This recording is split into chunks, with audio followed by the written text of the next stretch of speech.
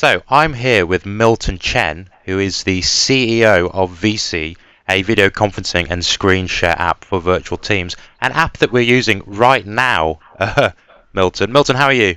I'm doing great. How are you, Sam? Yeah, I'm very good, thanks. I've looked at your About Us page on the VC website, and you're a learned group of people, aren't you? There's a lot of PhDs there. In fact, you are Dr. Milton Chen, aren't you? Why don't you tell us a little bit about yourself and the research you've done into video conferencing? Sure. Thank you so much. Yeah. So basically, my background is I did my PhD at Stanford University on the virtual teams, and specifically the low-level conversational cues on how people actually communicate over video. So my research involving all the way from eye contact to smile perception to gesture to lip synchronization and on and on. And the focus was to say, how could people communicate in the most effective way over video? And targeting specific to where the problem is. And the problem we want to solve is, well, people find that when you take a co-located team, let's say take your startup example, right? You scatter it in a couple of different offices, have maybe one or two people working from home or contractor. What people find is your productivity dropped by 50% by from being co-located to remote. And what we want to do is able to solve that productivity drop so that people could be anywhere but still work at the same level of efficiency as they're co-located. That's really interesting. And as we're having this conversation, I can see that I'm nodding and I'm looking in your eyes, and there's already a different connection there than doing this perhaps over email or instant message and stuff. But video conferencing, as our viewers will know, has been around for quite a long time. Why has it not become ubiquitous already? Yeah, I think it's video conference by itself is not enough. Okay, so again, so we have done research looking at how people do work. So here's a thought experiment. Next time, go to your meeting, take a look at what happens when you actually do work. What people do is people do look at each other's faces to gauge plus, minus, like, dislike, agree, disagree, all these conversations. It helps if you do this. Yeah. But on top of that, you need visual cues in there, right? People always, if it's a design meeting, right, you bring a design sketch, you do all these, like all these tools people look at. So what people do is people constantly look at faces to look at the visual artifacts to make decisions back and forth. So in our hypothesis, not only video is only half of the equation. You need a very simple way to do screen share, like the way VSee design. Maybe the quick do annotation to sketch. When you combine these two together, now you have a tool that people could create, can make decisions. And this is what we're really excited about. So in order to make video conferencing kind of every day for virtual teams, it needs to be pretty simple, straightforward. It also needs to be quick. But I guess a lot of that depends on connection as well. So how does VSee overcome the issue of working in virtual teams that have different connections, good or bad? Yeah, so this is going back to one of our primary research development area was how to make VSee scalable so that you could actually work well over a wide range of network bandwidths. In fact, if you were to compare the raw VSee versus something, let's say Skype, at the same level of video quality, VSee actually require less than half the bandwidth. So if you go to, for example, vsee.com/Skype, then you see we use a third-party bandwidth measuring to you can validate the different video quality and so on. Now, by being very lower bandwidth, on top of that, VSee uses a network sensing algorithm to be able to gracefully adapt to what is available bandwidth. For example, a week ago, I was in that small African country, Gabon. So we were deploying telemedicine in the rainforest. We're connected to Harvard Medical School, where their head of maternity in Harvard, so we're able to train the midwives in literally just in the middle of rainforest. Wow. So we're doing using VSee to do a live ultrasound, and so for VSee to operate in those environments, this is work by that being extremely low bandwidth and able to sense the network variance in there. Then you can actually have a system that can work over pretty much anywhere. That's really cool. That's a cool project for VSee to undertake, doing some remote ultrasound. I'm very impressed. So let's talk about, talking of the human body, let's talk about human factors research, which is a big part of the stuff you did at Stanford. Um, to tell us about facial expressions and body language and how important that is when working in virtual teams. Yeah, um, so the interesting thing is depends on the collaboration task. So what I mean by this is, if you were to take maybe take all the different tasks for per person. On one end, you might have things like someone said, okay, the holidays for next year will be this day, this day, this day, right? In that case, there's really just no need for video at all. Purely is one quick email is sufficient. Now, on the other extreme is supposedly we try to create this web page that we wanted it to be beautifully designed, extremely functional. In that case, you need a team of people able to go back and forth, right? Making very small adjustments in there. And also a lot of time is the designer may not necessarily understand like maybe all the appropriate trade-offs. You need that dialogue between the design team to come out. So in that case, able to see someone's face, able to have the dialogue going back and forth, in that case, it's absolutely critical in there. So what we find is if you take all the different tasks in a typical workday, there will be many, many tasks where you don't need video, the screen sharing at all. Then some other tasks, you must have it. It's absolutely critical. In fact, what happens when people don't have the tools, like this were very simple way to do video, simple way to do screen sharing is that people try to make decisions over email and instant message or phone call. Just people get frustrated. Right? It's just like you probably. I think we all have experienced those email thread. Like right now, half a dozen people see something Yeah. back and forth after like 2 weeks. What happened in there is people try to make decisions over the medium that's not designed to make decisions. Right? Emails is not a medium of communication to make decisions. Like these type of what we see here, able to gauge someone's facial expression, able to see that like, dislike, and make this subtle back and forth. This is how people make decisions, how people create things. That's interesting. Yeah. And I guess when you're cutting down on that back and forth over email, one thing it reduces the burden on your inbox, but it could increase productivity because you're working much faster than waiting for emails to come back and forth. Yeah, so we at VSee, okay, we have worked with a wide range of companies, all the way from like the Navy SEALs to the U.S. Congress to startups like Funny or Die, and like just a wide range of people. So we came up with this thing what we call the power of 1 second. What I mean by this is if you have a communication task, so if you have a collaboration task, if it takes someone take 1 second more to do that thing, what people do is people ended up to change their behavior so that they actually don't do that, they will delay that. Turn out that this type of extra delay will cause the entire project to slip. So here's a thought experiment, right? So supposedly if we were to use these for presentation tools like WebEx, GoToMeeting, right? They're phenomenally great for making a sales presentation. Now we use that same amazing tool, try to create something.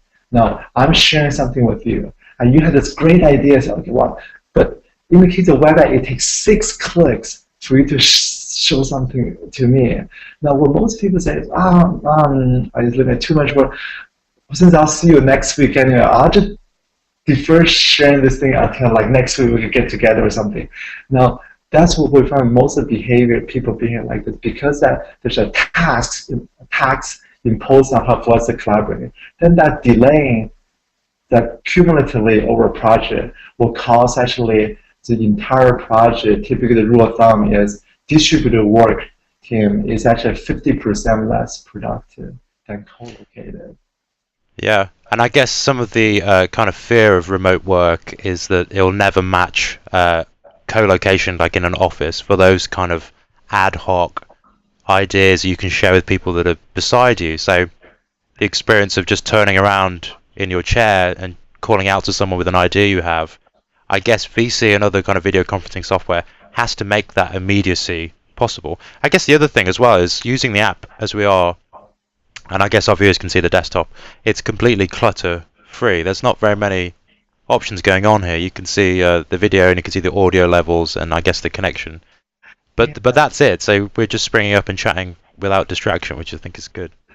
Yeah, in fact, what we so again, so my because of my design background, and also we have very like really great designers in our company, people like Erica, Penny, like who's just amazing designers. So what we did is we look at people, how people actually work, especially the creative people in there, and then what we did is we made this whole entire experience tailored just to do what they need to do. That means you quickly see someone's faces using a simple way to share screens to do annotation. And then we made the program. We don't do anything else. Again, this is not a tool for like things like where you have the complicated menu after menu because those will just get in the way. Right? So again, we say by making a tool that designed for the creative people, the designer, the programmer, the people who need to do stuff in there, then you just you have this right like clutter free, just a very simple experience. So you can focus on getting your work done rather than Hmm. like the complicated menus.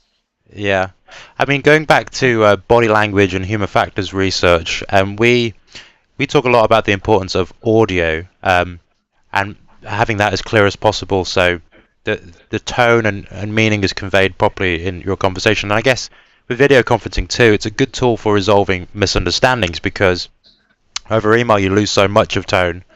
Uh, Doing this over video is you get an idea of when I'm happy or sad and how I'm reacting to stuff. Yeah, in fact, like there's common studies. People say, for example, it's really easy to misinterpret emails, right? By like exactly what you said, you're missing all these social cues that are a big part of our brain design the process in there.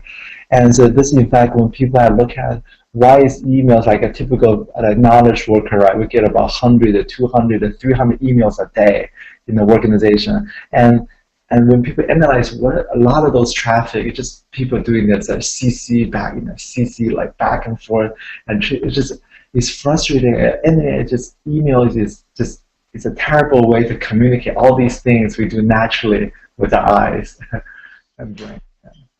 Death to email.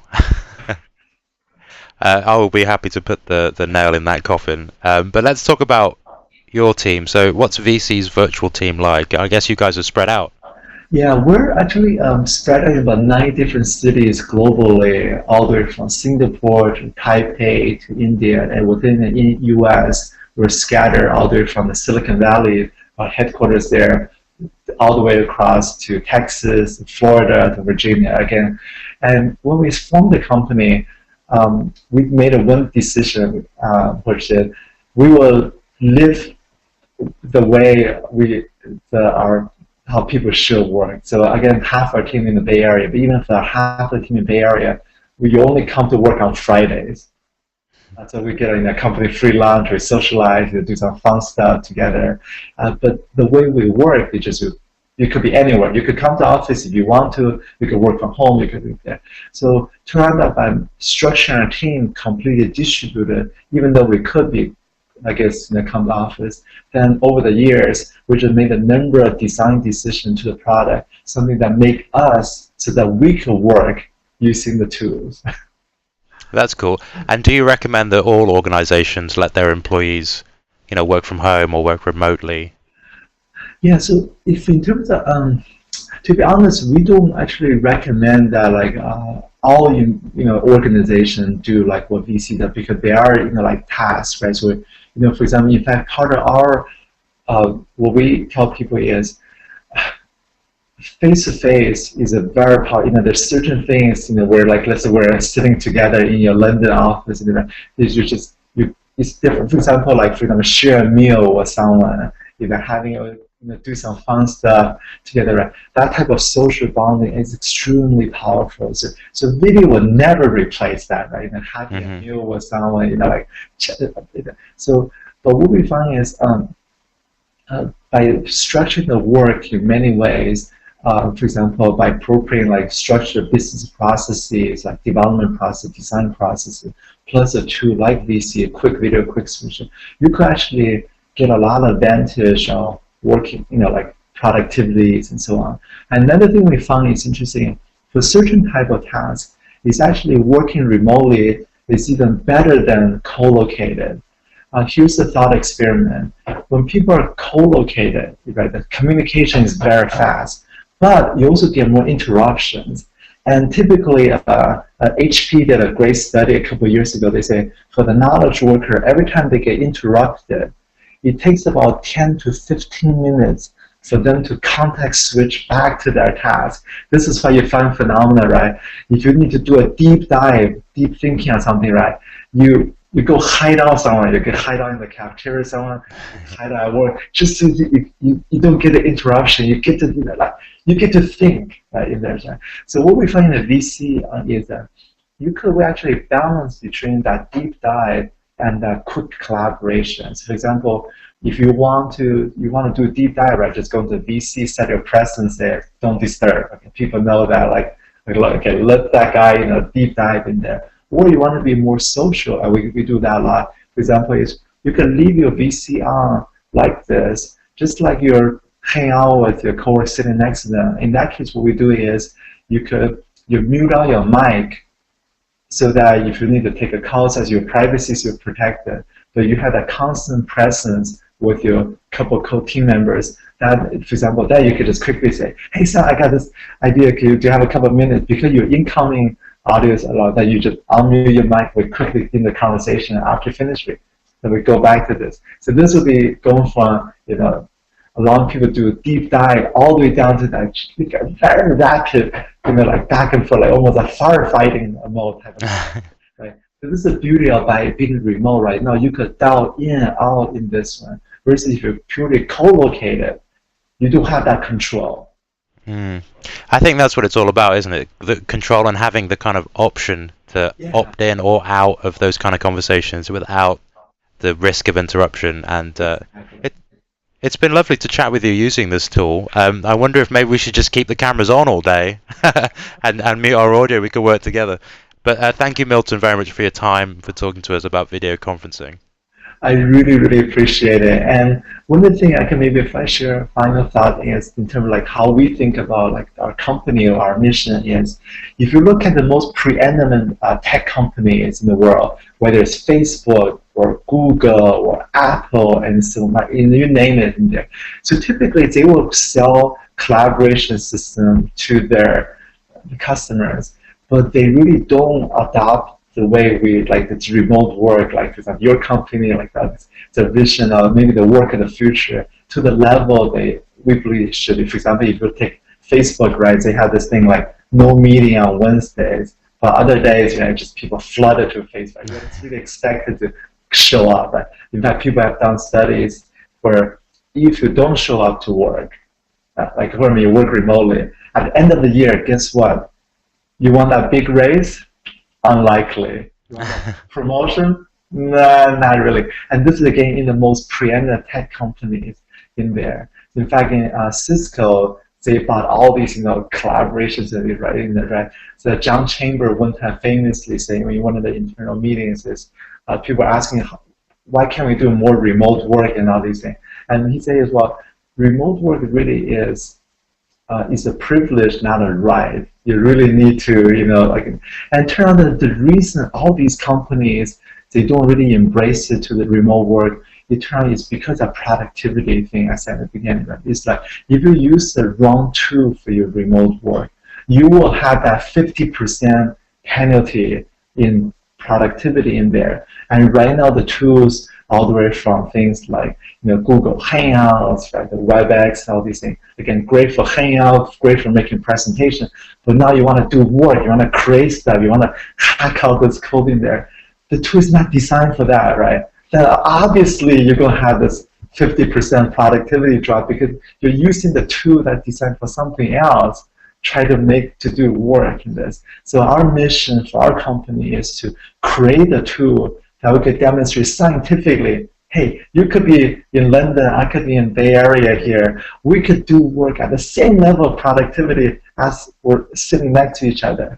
And we want to demonstrate that scientifically if we do this. And once we can do this, then we believe even these tech companies, they will actually embrace work. I think like your company, like the VC company, the way we want the future of work. Yeah, that's good, and best of luck with that and convincing other tech companies to practice what they preach in the same way that we do. So thank you again for your time. Thank you so much for this opportunity. I really appreciate it.